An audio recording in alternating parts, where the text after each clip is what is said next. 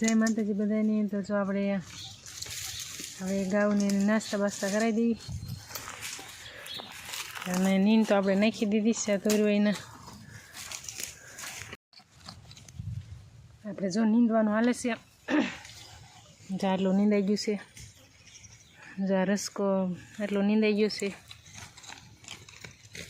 ત્યાં સુધી નીંદવાનું છે ખાલી એટલો વાઢેલો છે ને જેટલો વાઢેલો છે એટલો નીંદવાનો છે જેટલો રોજ વાઢ્યું એટલો પાછો નીંદી નાખવાનો જા બાજુ દિવેશના પપ્પા પણ નીંદે છે એને તો જા કાનમાં ત્યાં મ્યુઝિક વાગતા છે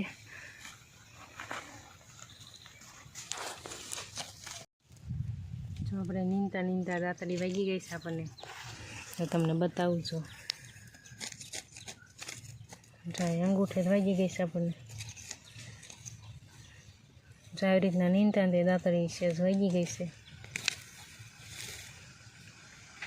તો જો આપણે કંઈક એની દેશી દવા કંઈક થાય છે તો દવા કરી દઈએ જો કંઈક આવા કંઈક ફૂલ થાય ને અહીં જો ફૂલ તો આમાં ક્યાંય નથી જ્યાં દેખાય છે આવા ફૂલ થાય ને આવા ઝીણા ઝીણા ઝીણા થાય છે આવા ફૂલ થાય છે ને આના પાંદ હોય ને જ્યાં પાંદ એ થોડોક રસ કાઢીને ત્યાં ઉપર ઓલો કરી દેવી ને રસ એટલે લોહી નીકળતું હોય અથવા શું કહેવાય પાકે નહીં અમુકને આમ પાકે ને એવું થાય ને એટલે કે દવા એલું સોંપડી દેવી ને એનો રસ એટલે પાકે નહીં તો આપણે થોડોક સોંપડી દેવી કારણ કે હટ મટી જાય તો આપણે વાસણ કરવાનું એ બધું કામ કરવાનું વાસણને બધું તો આ હાથે કરવાનું હોય આપણે આ હાથે રહી ગયું છે તો બહુ વાંધો નહીં આવે તોય સોંપડી દેવી આપણે તો બધા પાથરા કરી નાખ્યા છે એ ભરી લેવી આ બાજુ ફરવાનું હાલે છે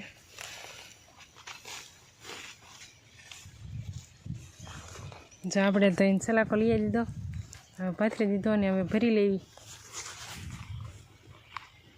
એ કાંઈ એકલા તો નહીં ભરે આપણે ભરાવવું જ પડશે જો મસ્તનો નીંદાઈ ગયો છે એટલે કે ખારો દેખાય છે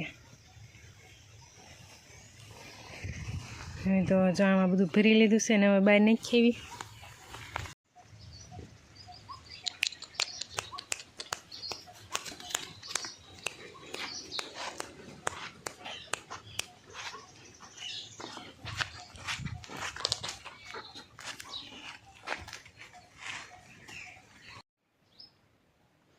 જો આ બાજુ જો ટોમી બેઠો છે જો ખાટલાની નીચે જ બેસે છે દરરોજ સાંજે કે કેમ કે આપણે અહીંયા જંગલ ફરતી બાજુ બધી બાજુ જંગલ જેવું છે એટલે એમાં હું દીપડો રહેશે ને એટલે જો આને તો બહુ જ બીક લાગે એટલે એ તો દરરોજ સાંજે ખાટલા નીચે જઈને બેસી જાય છે જો અત્યારે બેસી ગયો છે બીવે તો આમ હાવ બીકણ જ છે અને જો આ બાજુ દિવસના પપ્પા જો નીંદીને થાકી ગયા છે એને જો ફોન લઈને આરામ ઉપર છે હે ડબલ કિલ હાલો ત્યાં આપણે જો દાળ બાટી બનાવવાની છે તો જો આ બાજુ દાળ બાફવા મૂકી દીધી છે ચણાની થોડીક મગની હારે નાખી છે જો આ બાજુ ભડકું તૈયાર કર્યું છે આપણે ઘઉંનું ભડકું છે થોડુંક ચોખાનું ભડકું છે રવો નાખીએ એટલે ચોખાનું ભડકું નાખીએ તો હાલે રવો લેવા જવું નહીં કરતા ચોખાનું કરી નાખાય લોટે બંધાઈ ગયો છે અને જો આવી નાની નાની બાટી બનાવવાની છે આ જો શેક મોટી થઈ ગઈ છે નાની નાની બનાવવાની પણ આપણે હટ પતે એટલે મોટી મોટી બનાવી નાખવાની હોય એટલે બનાવવાની ચાલુ જ છે એ મોટી મોટી થઈ જાય પછી સાકોઈથી બે બાજુ તમે કરી નાખો એટલે અંદર કાશી ન રહે આમ અંદર સુધી વેલું થઈ જાય ને એટલે કાશી અંદર ન રહે એ બનાવી નાખ્યું ને આ બાજુ દાળનો વઘારે કરી નાખ્યો છે દાળે મસ્ત થઈ ગઈ છે હવે તો બાટી બની જાય એટલે આપણે જમવા બે જવાનું છે જો દિવેશભાઈને જો લેસન કરતાં કરતાં ઊભા થઈ ગયા છે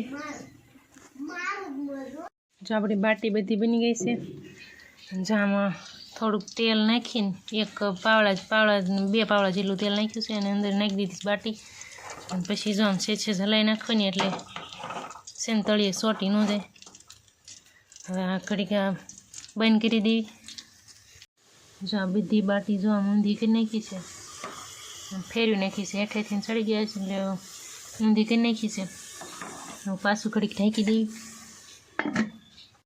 દૂધ નાખી દેવી એમાં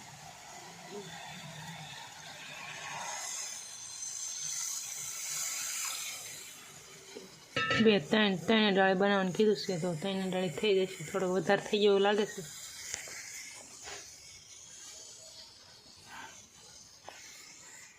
જો આપણે હવે જમી લીધું. જમીન તો ચા બને નીકળી દાદા હાટું. ચા દાદાએ પી લીધી. હવે જો વાગી ગયા 2 વાગી ગયા છે. તો જો આપણે વાસણ કરવાના છે. વાસણ કરી નાખી. 20 વાગ્યા ન થાય એમ. 20 થોડા વાગ્યા થાય.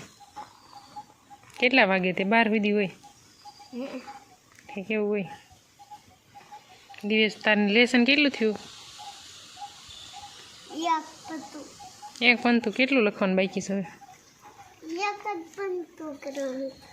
એક જ પંતું લખવાનું હતું. શું લખ્યું ત્યાં? એકડા લખી નાખ્યા. 100 સુધી તે ઠીક. તો દિવસને જો એક પેજમાં લખવાનું હતું એવું લેસન આપ્યું હતું. ગમે જે લખવું હોય એક પેજ લખવાનું. દિવસે લેસન કરી નાખ્યું છે. આપણે વાસણ કરી નાખ્યું.